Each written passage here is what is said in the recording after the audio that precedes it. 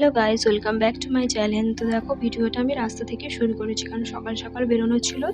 তো রেডি হওয়া, শাড়ি পরা, ছেলেকে রেডি করা, তো ওই জন্য আর বাড়ি থেকে ভিডিওটা করা হয়নি। আমরা চলে যাচ্ছি চাকলা ছেলেকে নিয়ে বাবার কাছে পুজো দিতে। তো আমার এটা প্রথমেই আসা। তো দেখো, মন্দিরটা জাস্ট দারুণ।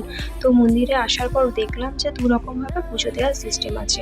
তো একরকম আছে, তুমি বাইরে মন্ত্র পড়ে তোমার নাম নিয়ে পুজো দিয়ে দেবে। অঞ্জলি তখন হবে না, অঞ্জলি একবারে 12টার সময় হবে।